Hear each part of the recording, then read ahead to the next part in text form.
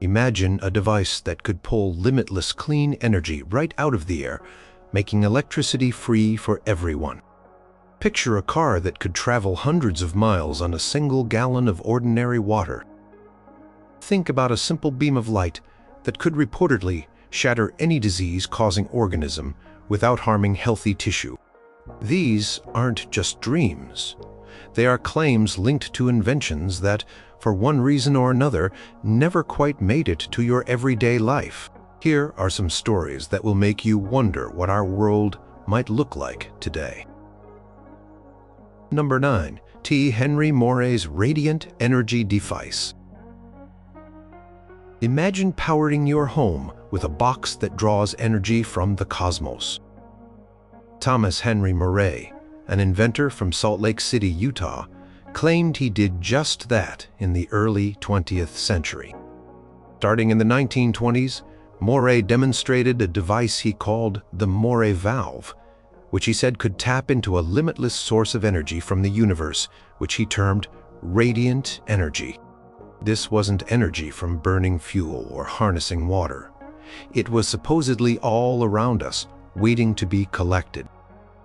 Witnesses, including scientists and engineers at the time, reported seeing Moray's device power a bank of light bulbs and an electric motor. One demonstration allegedly showed the device producing 50,000 watts of power for an extended period. Think about that, 50,000 watts, continuously, from a box that, according to Moray, had no conventional power source. He claimed his device was cool to the touch while operating and produced no waste. The implications were staggering: decentralized power, an end to energy scarcity, and a revolution in how civilization obtained its energy. Moray sought a patent for his invention, but the U.S. Patent Office was skeptical. They required him to identify the source of the energy, something Moray struggled to explain in terms that satisfied the prevailing scientific understanding of the time. He believed the energy was akin to the oscillations of the universe itself, a concept that was difficult to prove or categorize. He reportedly faced intense opposition. Moray claimed his lab was repeatedly attacked, his research stolen, and that he and his family received threats. On one occasion, he was shot at in his own car. His device, he said, was eventually smashed by an assailant. Despite numerous demonstrations and affidavits from observers, Moray never received a U.S. patent for the core of his radiant energy device.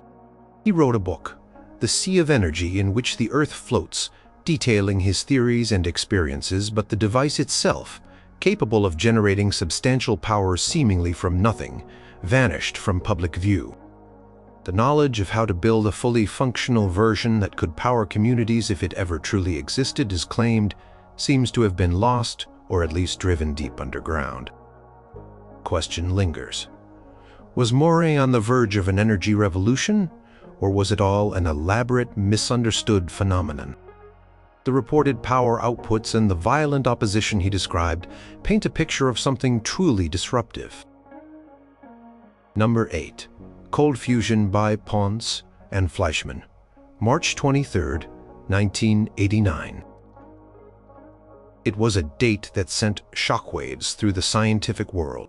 Two respected chemists, Martin Fleischmann from the University of Southampton and Stanley Ponce from the University of Utah, held a press conference to announce something incredible. They claimed to have achieved nuclear fusion, the same process that powers the sun, not in a giant billion-dollar reactor, but in a simple glass jar on a laboratory tabletop at room temperature. They called it cold fusion. Their setup was surprisingly basic. A palladium electrode wrapped in platinum wire, submerged in heavy water enriched with deuterium, an isotope of hydrogen. When they passed an electric current through it, they reported that the palladium electrode produced an extraordinary amount of excess heat, far more than could be explained by any known chemical reaction. They also detected neutrons and tritium, byproducts typically associated with nuclear fusion. If true, this meant a virtually limitless, clean, and cheap source of energy. Imagine power plants that could run on water, producing little to no radioactive waste. It sounded like the answer to the world's energy problems. The initial reaction was a frenzy of excitement. Laboratories around the globe scrambled to replicate the Pons and Fleischmann experiment. The media hailed it as a potential breakthrough of monumental proportions. Governments allocated emergency funding for research, but then the tide began to turn. Many labs reported they couldn't reproduce the excess heat or the nuclear byproducts consistently, if at all. Some prominent physicists publicly attacked the claims, pointing to potential errors in measurement and a lack of understanding of nuclear physics on the part of the chemists. The scientific establishment, particularly the hot fusion community, which had been working for decades on massive, complex machines, was largely dismissive and even hostile. Within months, cold fusion was widely declared junk science by many. Pons and Fleischmann faced intense criticism and their reputations suffered. They eventually left the United States to continue their research in France with Toyota funding, but their work largely faded from mainstream scientific view. However, a dedicated, though smaller community of researchers around the world continued to investigate what they now often call low-energy nuclear reactions, LENR. They have reported numerous instances of excess heat and other anomalous effects in experiments similar to the original Pons-Fleischmann setup. Some argue that the initial rush to debunk was premature, and that the phenomenon, while perhaps not fully understood, is real. The story of cold fusion became a cautionary tale about scientific discovery, peer review, and the powerful forces that can shape scientific consensus. Was it a fleeting mirage or a glimpse of a suppressed energy future? The debate, in some circles, quietly continues. Number 7. Starlite, the supermaterial that vanished. Imagine a paint-like substance so incredibly heat-resistant that you could coat an egg with it, blast it with a blowtorch hot enough to melt steel, and then crack it open to find the yolk still runny.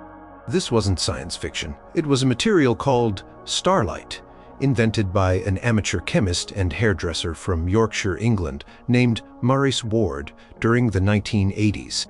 Ward claimed Starlite could withstand temperatures of 10,000 degrees Celsius, 18,000 degrees Fahrenheit, and insulate against them. Files show him holding a Starlite-coated egg under an oxyacetylene torch for minutes on end, the shell barely warm. He demonstrated its properties to stunned scientists and defense organizations in the UK and the US, including NASA and the Atomic Weapons Establishment. It reportedly resisted simulated nuclear flashes with ease. The material was lightweight, could be sprayed or painted on, and its recipe was a closely guarded secret, known only to Ward and a few family members. Potential applications were almost endless. Imagine fireproof buildings, planes that could survive catastrophic fires, safer spacecraft and protective gear for firefighters that would make them virtually impervious to flames. Companies like Boeing, NASA, and various defense contractors were reportedly very interested. Ward, however, was extremely cautious, perhaps even paranoid about his formula. He was wary of big corporations stealing his invention. He insisted on retaining at least 51% ownership of the formula and was reluctant to hand over samples without stringent controls, fearing reverse engineering. Negotiations with various entities reportedly occurred over many years, but no deal was ever finalized to bring Starlite to the mass market. Ward claimed that some organizations wanted the formula without giving him what he considered fair control or compensation. He was even said to have turned down incredibly lucrative offers because the terms weren't right for him. Tragically, Maurice Ward passed away in May 2011 without it seems, ever fully disclosing the complete formulation or manufacturing process for Starlite to the wider world. His family members were said to hold parts of the secret. But whether the full, reproducible recipe still exists or can be pieced together is unknown. A material that could have revolutionized safety in countless industries, demonstrated on television and before top scientists, simply faded away because its inventor was perhaps rightly too protective of his creation.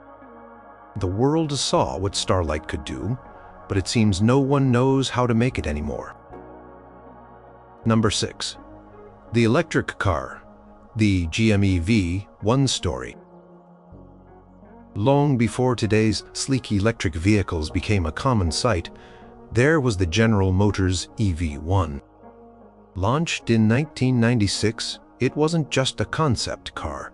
It was a real, drivable, futuristic vehicle that you could lease. It was aerodynamic, quick, quiet, and produced zero tailpipe emissions. For a time, it felt like the future of transportation had arrived.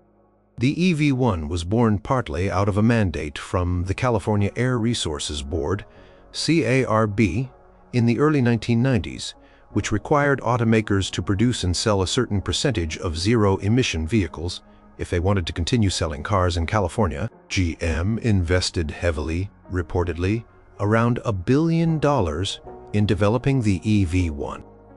It featured advanced technologies for its time, including lead-acid batteries in early models, later upgraded to nickel metal hydride, NIM, in the Gen 2 versions, which offered a greater range. Lessees of the EV1 were often passionate advocates for the car. They loved its performance, its environmental benefits, and the feeling of driving something revolutionary. Waiting lists grew for the car. However, the story took a strange turn. Despite its popularity among users and its technological promise, GM began to express concerns about the EV1's commercial viability.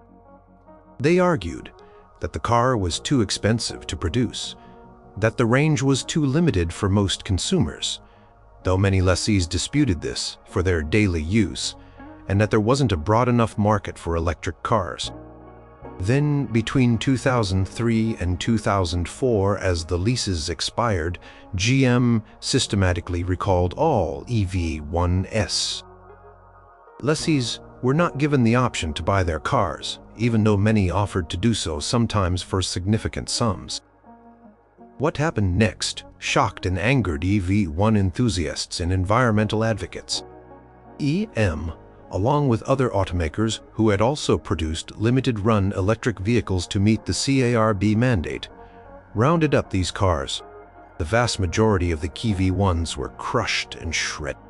Only a few disabled units were donated to museums or universities. The official reasons given by GM revolved around the cost of maintaining parts and service for a discontinued low-volume vehicle and liability concerns. However, critics and former EV1 drivers pointed to other factors. They suggested pressure from oil companies, a reluctance from automakers to shift away from their profitable gasoline engine business, and a successful lobbying effort to weaken a CARB zero-emission mandate, which was indeed significantly altered. Documentary Who Killed the Electric Car, released in 2006, explored these theories and painted a picture of a promising technology deliberately halted. While GM and other car manufacturers eventually re-embraced electric vehicle technology years later, the tale of the EV1 remains a poignant example for many of how a potentially neat invention could be introduced, loved, and then abruptly removed from the world, leaving behind a legion of disappointed fans and a lot of unanswered questions about what might have been. Number 5. Wilhelm Reich and orgone energy. Wilhelm Reich was a controversial figure, a psychoanalyst and student of Sigmund Freud, who later diverged dramatically into his own unique and often bewildering areas of research. In the late 1930s and 1940s, Reich claimed to have discovered a fundamental cosmic energy, a life force he called orgone energy.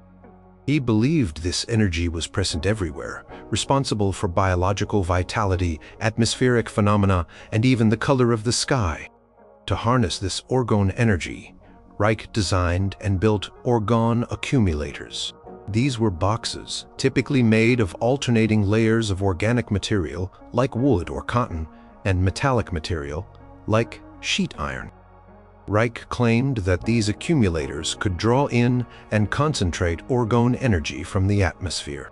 He asserted that sitting inside an orgone accumulator could have various health benefits, including treating cancer, though he was careful to state it was not a cure, all but a way to bolster the body's own life energy to fight disease.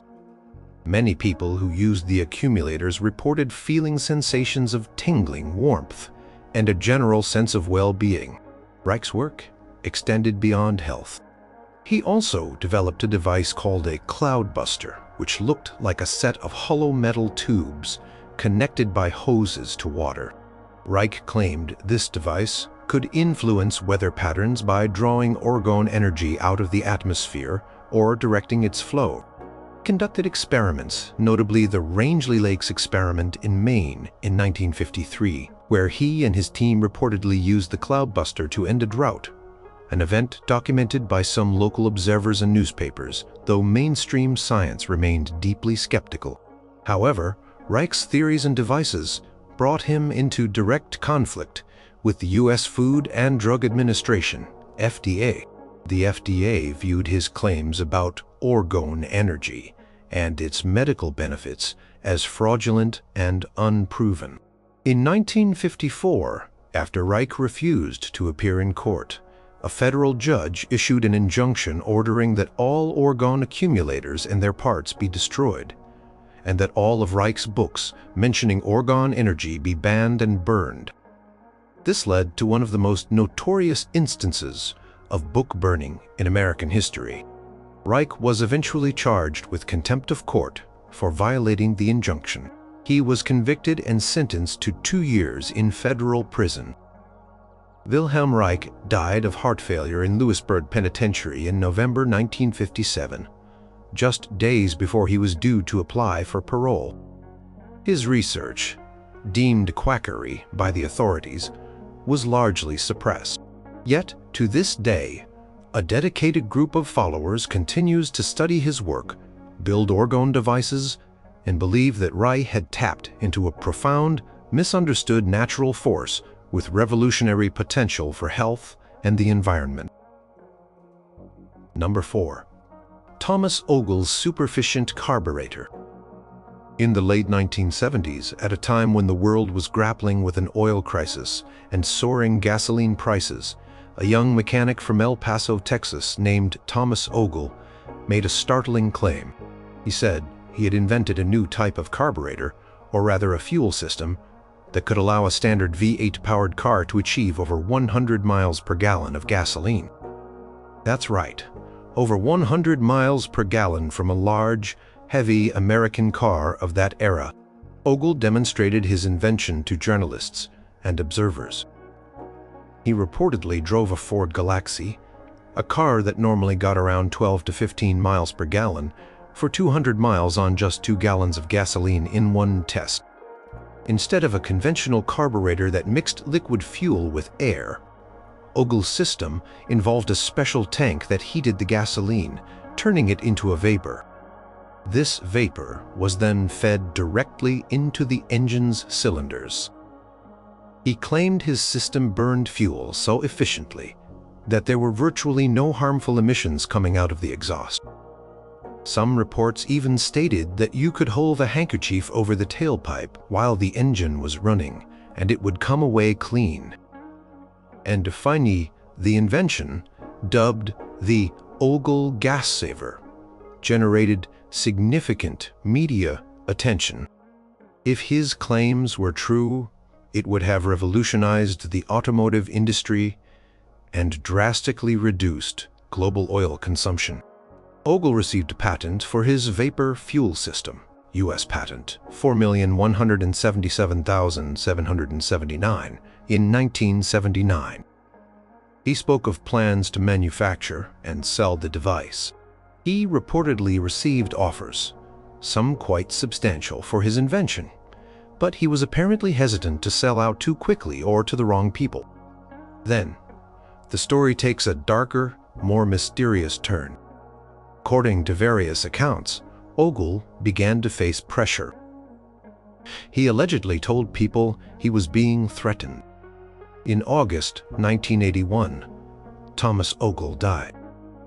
The official cause of death was reported as an overdose of Darvin, a painkiller, and alcohol, ruled by some as a suicide, though friends and family reportedly disputed this, suspecting foul play. He was only 26 years old. After his death, his revolutionary fuel system technology largely disappeared from public view. Plans for his specific design became difficult to find. While the concept of vapor carburetors wasn't entirely new, Ogle's reported success in achieving such dramatic fuel efficiency with a working, drivable car remains a tantalizing what if. Could a simple, mechanical device have freed us from such heavy reliance on gasoline? The world never got to find out for sure. Number 3. Royal Raymond Rife Universal Microscope and Beam Ray Machine. Dr. Royal Raymond Rife was a brilliant American scientist and inventor, active in the early to mid-20th century. He developed a series of incredibly powerful optical microscopes that he claimed could achieve magnifications and resolutions far beyond what was thought possible with light microscopy at the time. His universal microscope, completed in the early 1930s, was an extremely complex instrument with thousands of parts. Rife asserted it could magnify objects up to 60,000 times their original size. What made Rife's microscope particularly extraordinary was its reported ability to allow observation of living microorganisms, including bacteria and, crucially, viruses, in their natural state, something electron microscopes, which kill specimens, cannot do. Rife claimed he could see these tiny life forms, stain them with light frequencies, and study their behavior. Through these observations, he proposed a theory that cancer was caused by a specific microorganism. He called it the BX virus. Building on this, Rife then developed another device, often called a beam ray machine or Rife frequency generator. He claimed that every microorganism had a unique electromagnetic frequency, its mortal oscillatory rate, MOR. By exposing a diseased organism or cell to its own specific MOR amplified by his beam ray device, he said he could shatter or devitalize the pathogen, much like an opera singer can shatter a crystal glass by hitting the right note. Importantly, he claimed this process was harmless to surrounding healthy tissues because their MORs were different. In 1934, the University of Southern California reportedly appointed a special medical research committee to evaluate Rife's cancer therapy at the Scripps Ranch in La Jolla. According to accounts from Rife's supporters, this committee observed the treatment of 16 terminally ill cancer patients. After 3 months, the committee allegedly concluded that 14 of these hopeless cases were clinically cured by Rife's frequency therapy. The other 2 were reportedly cured after a further 4 weeks of treatment. This would have been a medical breakthrough of unparalleled magnitude. Several doctors began using Rife's frequency devices in their practices, reportedly with great success. However, the story of Rife's work takes a dramatic and unfortunate turn. Despite the initial reported successes and interest from some medical professionals, Rife's theories and his machines faced increasing opposition from the established medical community, particularly the American Medical Association, AMA. The AMA, under figures like Dr. Morris Fishbein, was working to standardize medical practice and eliminate what it considered quackery. Rife's work, which challenged conventional medical treatments like surgery and radiation for cancer and offered a non-pharmaceutical approach, came under intense scrutiny. It is alleged that Rife was offered buyouts to suppress his work, which he refused. Doctors who used his methods reportedly faced harassment, loss of licenses, and legal troubles. Reich's own laboratory in San Diego was supposedly raided, and parts of his research and equipment were destroyed or confiscated. Crucial documents and photographic evidence of his work allegedly vanished. Key figures who had initially supported him either backed away, fell silent, or died under circumstances some found suspicious. By the 1940s, Reich's work had been largely discredited and driven underground. He himself became increasingly isolated and died in 1971, a broken man. Today, while mainstream medicine does not recognize Reich's theories or his frequency therapy, there's a persistent undercurrent of interest, with many alternative health practitioners and individuals building and using modern versions of Reich's machines, believing in their lost potential. Number 2. Stanley Meyer's water-powered car. Stanley Meyer, an inventor from Grove City, Ohio, made a claim in the 1980s and 1990s that could have fundamentally altered our relationship with energy and transportation.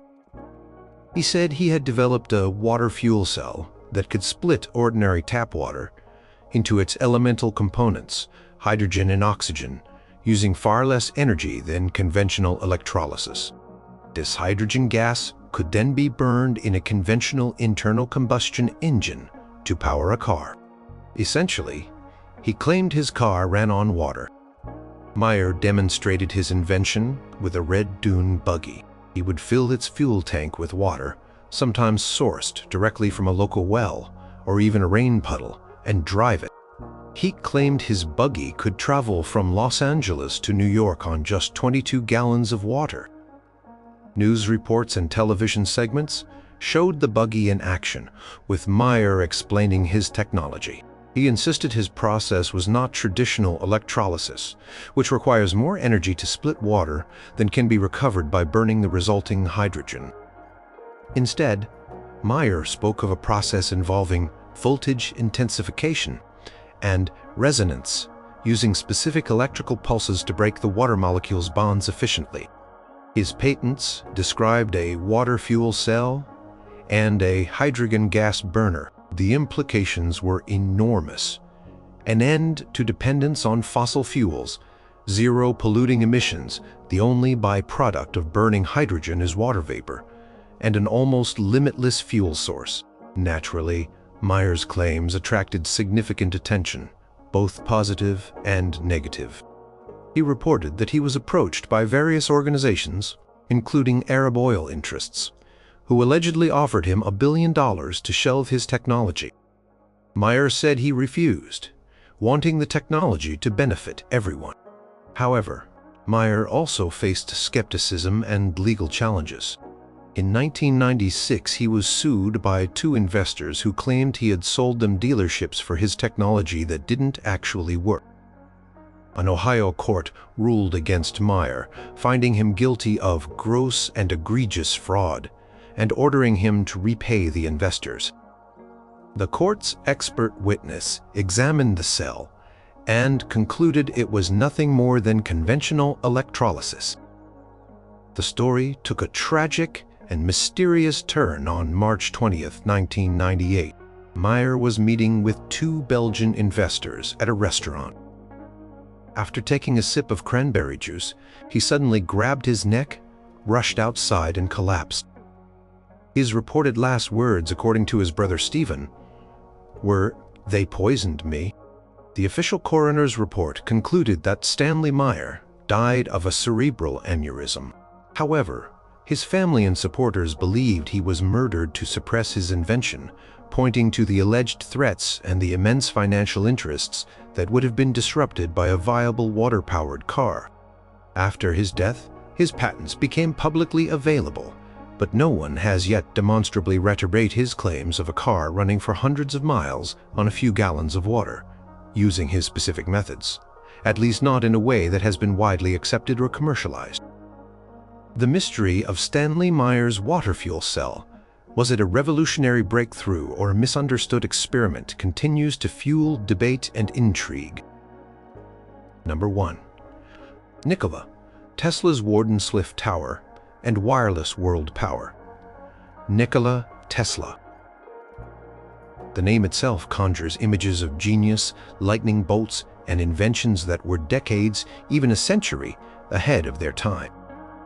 Among his most ambitious and ultimately tragic projects was the Wardenslif Tower in Shoreham, Long Island, New York. This wasn't just a tall structure. It was intended to be the heart of a world wireless system that Tesla envisioned would transmit not only messages, but also electrical power wirelessly across the globe. Imagine a world without power lines. Imagine electricity being broadcast through the Earth and atmosphere, available to anyone, anywhere, with a simple receiver. This was Tesla's dream. And Wardenslif, a massive 187-foot tower with a 68-foot diameter copper dome, was to be the first of many. Construction began in 1901, primarily funded by the powerful financier J.P. Morgan. Tesla believed he could use the Earth's own resonant frequency to transmit energy. He had already demonstrated wireless lighting and power transmission on a smaller scale. With Wardenslif, he aimed to do it globally. Tesla's vision was breathtaking. Beyond free or very cheap electricity for all, he foresaw worldwide broadcasting of news, music, stock market information, secure private communications, and even image transmission. He was essentially laying the groundwork for the internet and global mobile communication combined with wireless power at the turn of the 20th century. Potential to uplift humanity, to provide energy to remote regions, and to connect the world was immense. However, the project ran into trouble. Building Wardenslif was more expensive than anticipated. Tesla's rival, Guglielmo Marconi, backed by Andrew Carnegie and Thomas Edison, was making rapid progress in transatlantic radio communication using different, less ambitious, but more immediately profitable methods. In December 1901, Marconi successfully sent a wireless telegraph signal across the Atlantic. This success, using simpler technology, made investors wary of Tesla's grander, more complex, and perhaps less understood vision of transmitting actual power. J.P. Morgan, who had initially invested $150,000, a huge sum at the time, reportedly became concerned when he realized Tesla's primary aim was wireless power for everyone, which could disrupt existing energy monopolies and make it difficult to meter and charge for electricity. When Tesla asked for more funding to complete the tower and make it fully operational for power transmission, Morgan refused. Without Morgan's backing, other investors shied away. Tesla's funds dried up. Panic of 1907 further crippled his financial situation. Tesla was forced to abandon Wardenslif. He mortgaged the property, and by 1915, he lost it to foreclosure. In 1917, during World War I, the tower was dynamited and sold for scrap by the new owners, with the U.S. government reportedly concerned that German spies could use it as a landmark or for communication. Tesla was devastated. He continued to invent and theorize for decades, but he never again had the resources to attempt a project of Wardenslif's scale. The dream of a wirelessly powered world with energy available like the air we breathe died with the demolition of that strange, magnificent tower on Long Island. One can only speculate how different our 20th and 21st centuries might have been if Tesla's world wireless system had become a reality. The secrets of its full potential, and whether it could have truly worked as he envisioned, remain one of history's most tantalizing technological mysteries.